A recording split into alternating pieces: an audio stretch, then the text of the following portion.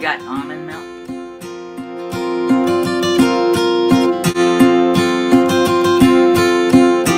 Good morning, everyone, and it is literally morning.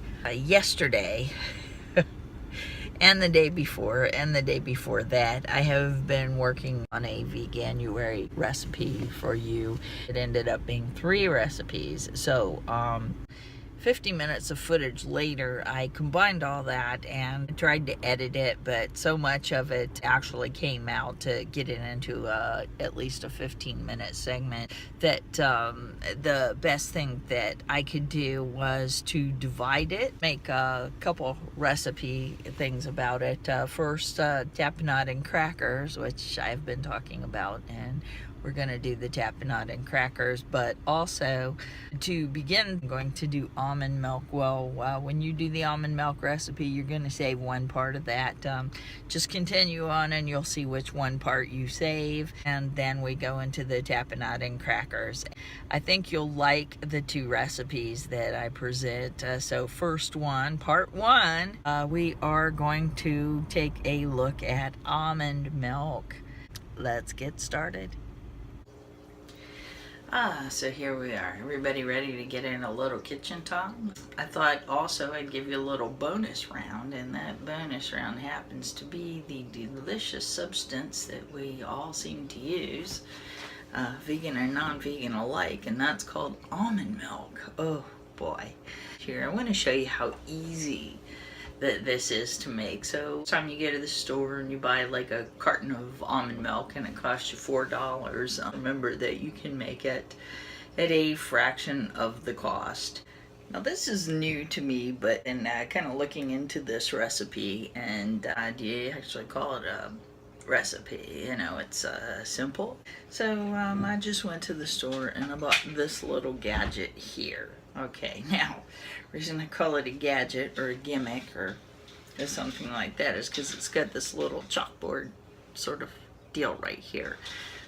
I thought to myself, being the plain sort of person I can be sometimes, maybe I should scrape it off or something like that, but you know, came with 2 pieces of chalk, so I will just put, the only thing I'm ever going to put in this is almond milk, so I will just write almond milk,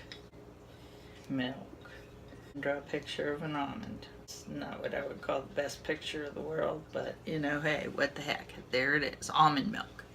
So anyway, bought the gimmick, so I may as well use it. So I have just washed this thing, it's nice and clean, and I was looking for one with a lid, which is probably why I got this one. So anyway, we'll see what happens.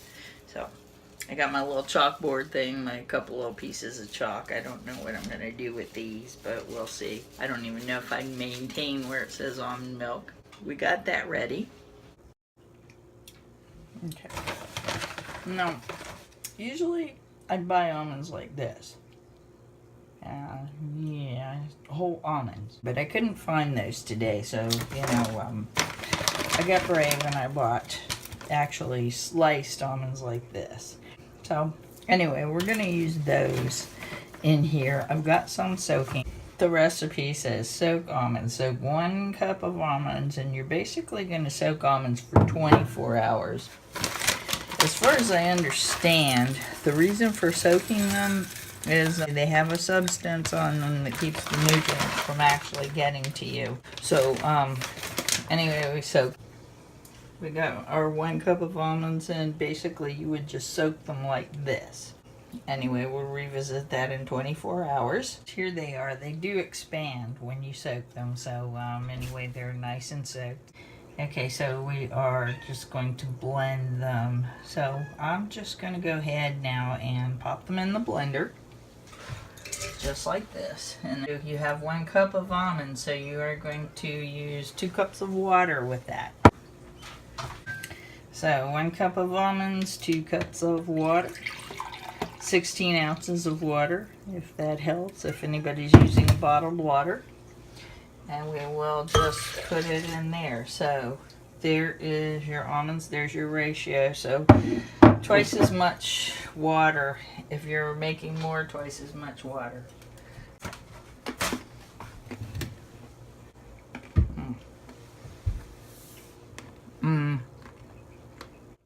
almonds. I really shouldn't be around these things. We're going to blend. No, this isn't a blender top.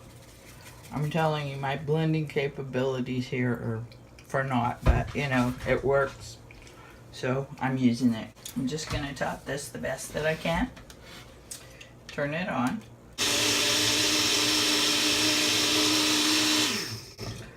Oh wow, that looks good already. So anyway, I'm gonna leave this on for about 2 minutes. And I am just going to let it puree through. It's on about the highest setting that I get with this blender, so we leave it on for 2 minutes.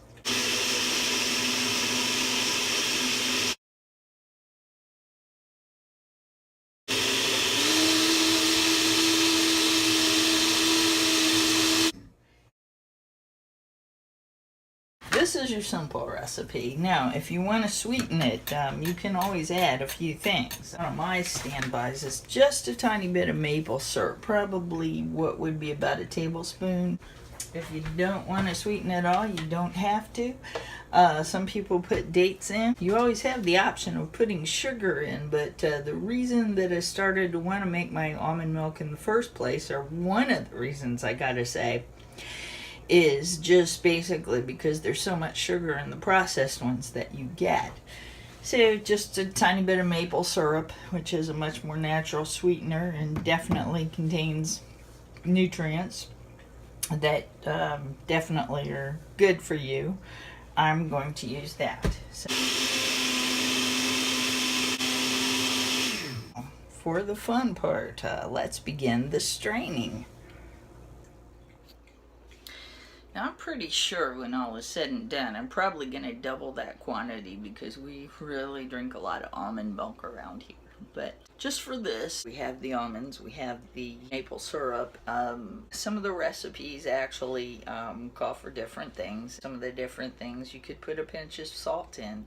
You could actually put sugar in, but why put something like a refined sugar in? Put something good in if you want it a little bit sweet. I may not sweeten it again, we'll see. I have no idea what it's going to taste like, but it's going to taste a heck of a lot better than that sugar. I'm going to go ahead and pour the almond milk from the blender into a strainer. Okay, and there we go. And what's appearing at the bottom is this really beautiful sweet stuff. So definitely I'm going to work with the strainer here. Now, optimally you'd use a strainer. You'd also use a piece of cheesecloth.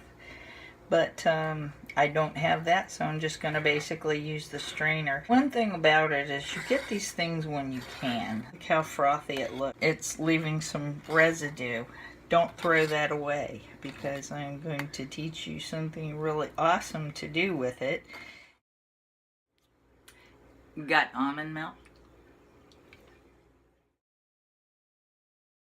I just want you to see how creamy and frothy this is. Oh my gosh, it looks so good. So anyway, as I move the camera down, look at the bubbling on here. Look at the bubbles in this, and look at all this wonderful stuff. But we definitely have a purpose for that. I'm going to do a taste test on the milk itself, and oh my goodness. Hey, listen guys, I've got to tell you.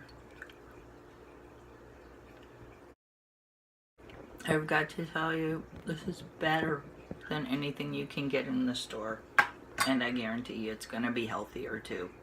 I can hardly wait. I'm going to take my little almond milk jug here. And I'm going to go ahead and pour it in. And hopefully it won't go anywhere. Yeah, I'm getting good at this. Woohoo! Okay, there we go. So now I know. Okay, that gives me just about that much. So next time I am going to go ahead and do what is necessary to fill that jug. All this stuff right here, all this delicious stuff right here, save. Put it on your cereal. Put it on your cereal with the almond milk. Put it on different things that you make, freeze it, and pull it out later if you find something else to do with it. This is an exceptional treat right here. So do not throw it away. I guess I'm pretty jazzed about this almond milk right here. This is my cup of coffee. Oh my goodness. It is so good. This is just what I was looking for. One thing that led me on this journey is the fact that when I use almond creamer in my coffee, after I have usually my second cup of coffee, I begin to taste the sugar. It's like an aftertaste in my mouth. But this, oh my goodness. It's so good. And I've got to say, this is as creamy as the creamer. Saving money on almond milk, and I'm also saving money on almond creamer because this is just delicious. And I've got to tell you, I really taste the almonds strongly in this, whereas sometimes the almond milk, you don't taste it as strongly. So I take it that this most likely has a higher concentration. I gotta say, wonderful. Yes, it's a cat cup. Gotta have my cat. So I hope you enjoyed that recipe. I urge you to try it. If you're watching, just try it. It's so easy. Yeah, of course, I did it without the cheesecloth, and it was fine. But to get a finer strain on it, yeah, the cheesecloth is kind of necessary because I made a second batch. It was just too good. I had to make that second batch, and I really hope you enjoyed that recipe. Even though it's so simple, it's by far the best recipe that I've published yet. It was so good, I can't get over it. Thank you very much for watching, and have a good day.